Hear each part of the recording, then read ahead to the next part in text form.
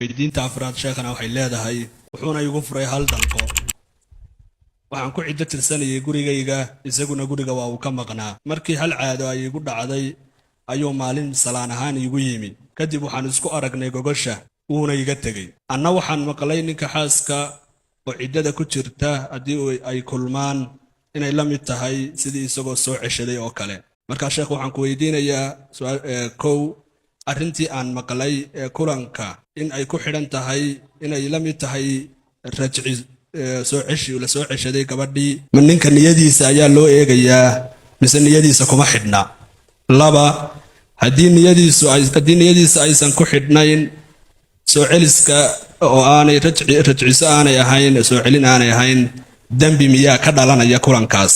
maadaama laba dhiig ay ii hadhsanaayeen maxaan yeelayaa ma labadii ii dhinnaa uun baan sii dhammaystirayaa mise dib baan u soo bilaabayaa haddii kulankaa cunug uu ku calool galay isagana muxuu xukunkiisu noqonayaa waa 4 su'aalood oo hal dhacda ah ka dhalan kara 4 su'aalood koobaadi waxa weeye gabadhii iyadoo ciddada ku jirta ninkii furay oo u yimid oo u galmooday hadhowna markii ay weydiisay ku yidhi muxuu ahay niye igama ahayn sidaasi ma ku soo noqonaysaa mise kuma soo noqonayso haddii si kale loo dhigo soo ceshigu dumarka ciddada ku jira la soo ceshado ma fal buu ku xasilaa iyo ficil mise hadal buu ku xasilaa iyo waan soo ceshaday mid waa la isku waafaqsan yahay hadduu yidhaahdo waan soo ceshaday oo ku dhawaaqo waa soo ceshi taasi laakiin asagoon ku dhawaaqin waan soo ceshaday hadduu galmo sameeyo waa ficil galmadaasi soo ceshi miyay ka dhigantahay mise kama dhignaa 3 madhabood baa ku jira culimmadu qabaan mid waxay leeyihiin ama ha niyoodo ama yuusan niyoonin marba hadduu u galmoodo waa soo ceshi waa madhabka xanafiyada iyo xanaabilada weliba xanafiyadu iyagu waaba ka sii dareena waxay dhaheen hadduu xataa dhunkado ama taataabto ama xubinkeeda taranka fiiriyo shahwana u fiiriyo waaba soo ceshi bay dhaheen ilaahu muusan niyoonin hadduu rabo laakiin xanaabiladu iyagu xidheen hadduu galmoodo xataa yuusan niyeysaninba madhabka kaa ka soo horjeeda waa madhabka shaaficiyadu waxay qabaan sideedaba ficil iyo fal soo ceshi kuma dhaco ama ha niyeysto ama yuusan niyeysanin imaam shaafici iyo asxaabtiisiina halkaasay mareen madhabka saddexaad waxa weeye falkan uu sameeyey galmada ah hadday niyo la socotay soo ceshi ah waa soo ceshi haddaysan niyo la soconinna soo ceshi maaha waana madhabka maalikiyada iyo riwaaya can imaam axmed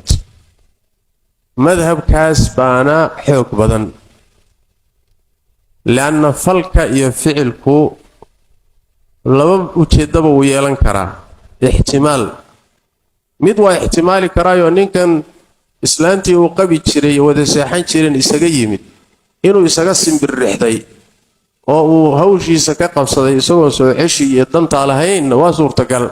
kaa uu ixtimaali karaa inuu soo ceshi ula jeeday galmadana waa suurtagal ficilku hadduu ixtimaal galo ama hadalka laba macno ixtimaali karana niyaa kala saarta niyada ruuxa ayaa kala saartoo dhinac xoojisa marka ficilku soo ceshi sariix kuma ah adillo ku tusayso cadna ma jirto ficilku inuu soo ceshi yahay maadaama uu ixtimaali karayo waa in marka niyo la helo waaye haddii niyo aan la helin oo markuu galmoonayay uusan ku galmoonin soo cesho oo isaga galmooday sida xoogga badan markaasi soo ceshi maaha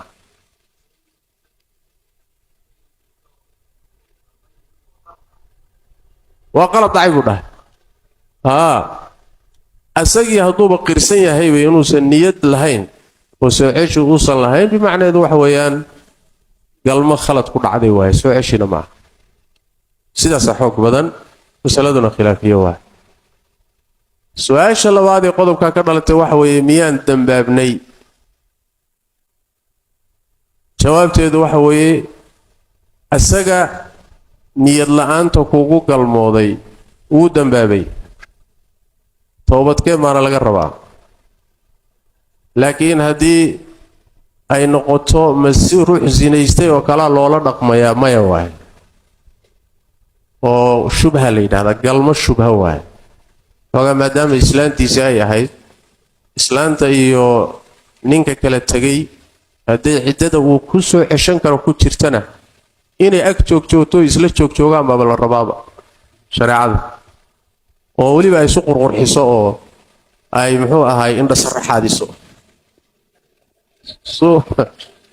u soo ceshado ilaa wixii waxaa la rabaa reerka inuu isku soo noqdo marka muxuu ahaayey la dhihi maayo sidii zina oo kale ha loola dhaqmo laakiin waa nikaax shubha shubhadaasi waxay meesha ka saaraysaa xaddi ka dhalan lahayd galmada khaladka laakiin dembi way tahay waa inuu toobad keeno waay iyada gabadha dembiyada ma raacaya hadday moodaysay inuu ugu galmoonayo soo ceshi waa sida hadalkeeda ku jira waay iyadu dembi male sababtu waxay tahay waxay moodaysay inuu yahay ninkeedii oo falkan ula jeeda inuu soo ceshanayo niyadiisana mayna ogeyn hadday sidaa islahayd dee ninkeedii u galmooday oo kale laga soo qaadayaayo ayada dembi raaci maayo dhankeeda wax dembiya ma raacay su-aasha saddexaad ee arrintaa ka dhalatay waxa weeye ciddadii ay waday laba cidday soo martay miya laba cidday laba dhiig bay tirsatay hal dhiig baa u laabnaa mid bay soo martay laba u laabnay sooma galmaa dhacday ma ciddadii haddana miyay bilaabi mise tii hore intii uga laabnayd unbay dhammaystiri meesha fuqahada qaarkood ay dhahaan tadaakhul ciddaad wax mushkila amal isagii un hadduu yahay leanna waxba isbedeli maayaan hadduu ilmo yimaadana kii hore hadduu ilmo uurka kusii jiray uu yahay iyo hadduu hadda uur galaytoona labadaba ul ilmihiisii waa hadduu nin kale meesha soo geli lahaa waxaa la dhihi lahaa ciddadii horena kii horena ciddadiisii dhammaystir oo labadii laabnaa dhammaystir tu cusub oo kalena haddana samee laakiin waa isla isagii ciddadeedii unbay dhammaystiranaysaa hore taana waa sidaas waa su-aasha afraadi waxa weeye ilmaha hadduu ilmo uur galo oo galmadaa khaladkaa ilmo ku uur galo ilmahaasi yuu ku abtirsanayaa ma garacbaa mise ninkiibaa loogu abtirinayaa jawaabtu waxa weeye ninkaa loogu abtirinayaa waana ilmo sharciya waa culimaduna intaa waa isla ogolyihiin sababtu waxay leeyihiin galmadu waxay ahayd galmo shubho zina ma ahayn ilmahana sidiisaba waxaa nasab loogu sameeyaa ansaabta in loo sugo bini aadamka shareecadu way ku dadaashaa wax yar haddii loo heli karo oo nasab lagu siin karayo aabii loogu abtirin karayo waa lagu siinaya wax yar xataa baynamaa ilmaha inuu nasabkiisii waayo oo loo diido ay shareecadu aad u adkaysay hal arrin keliyuu ku waayi karaa arrintuu ku waayi karo waxa weeye inuu kii dhalay ee xadhigga ku dhalay maxkamad sharciya tago lecaantamo 5 dhaarood maxkamad horteeda ka maro inuusan ilmahan dhalin taasuu ku waayi karaa ilaa heer waxay shareecadu gaadhay xataa xaaskaagii ilaahay naguma keene xaaskaagii ood qabtay haddii nin kaleeto kuu dabamaro oo ilmo uur galo ilmihii adigana uu kaa suuroobi karo isagana ka suuroobi karo adaa iska leh alwaladu lilfiraashi walilcaahiri alxajar ilmaha gogosha iska leh ninkan gogosha leh islaanta qababaa ilmaha leh ninkan kaimaadka ahee soo duulayna dhagax baa lagu dili